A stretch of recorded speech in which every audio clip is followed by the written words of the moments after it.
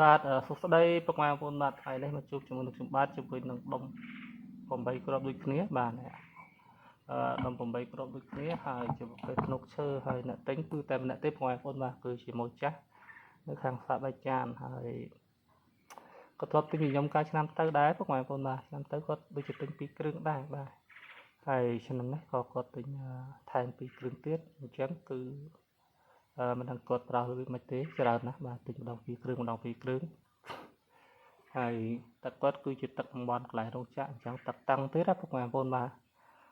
រុំតែមិនទៅនឹងផ្ញើទៅផ្ញើមកលើហើយបាទពិបាកដែរពុកម៉ែបងប្អូនបាទក្នុងការធ្វើដុំណាដោយសារអីមានកន្លែងខ្លះទឹកតឹងមែនតើអញ្ចឹងឧទាហរណ៍ថាយើងទៅលបរុំប្រើប្រមាណ100វ៉ុល900វ៉ុលពេលតំបន់ខ្លះគឺអាចប្រើបានតំបន់ខ្លះគឺអាចរឹងរិះអញ្ចឹងពុកម៉ែបងប្អូនបាទរឹងរិះអញ្ចឹងហើយ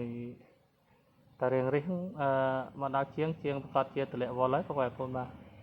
លាក់ទុកមកដល់ត្រឹម700អីប្រើបាន700វ៉ុលគឺជាទូទៅគឺប្រើបានគ្រប់ទឹកហើយបាទគ្រប់ទឹកហើយ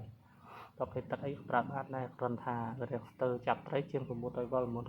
វាចាប់បានលឿនជាងអញ្ចឹងណាពុកម៉ែបងប្អូនបាទតែកម្រិតនៃការក្តៅដុំភ្លើងឬក្តៅគ្រាប់900វ៉ុលវាក្តៅជាង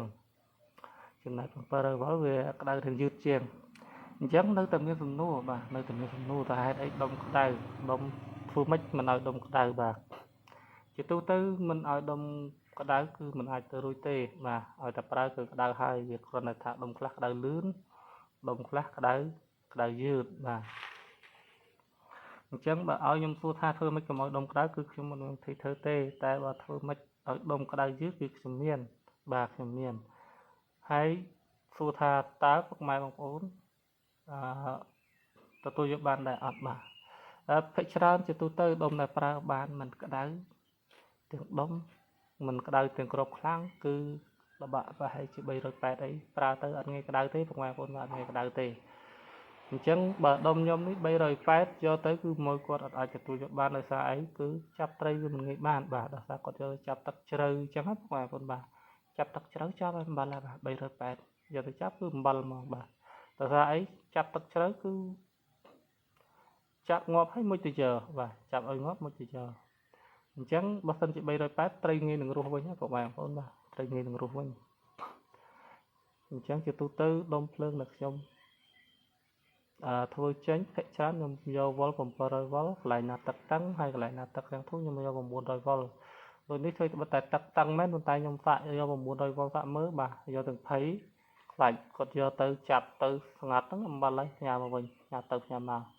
អញ្ចឹងដើម្បីអីទៅសារតំបន់គាត់មានឡាប់យ៉ាដែរអញ្ចឹងយើងយកកម្រិតវ៉ុល900វ៉ុលដើម្បីគាត់ចាប់ឡាប់យ៉ាអញ្ចឹងពុកម៉ែបងប្អូនបាទតោះឥឡូវយើងសាកធ្វើបងប្អូនគ្នាឬក៏សម្លេងបងប្អូនគ្នាបាទសាកតែមួយទេថ្ងៃនេះបាទសម្លេងគឺបែបហ្នឹងបាទ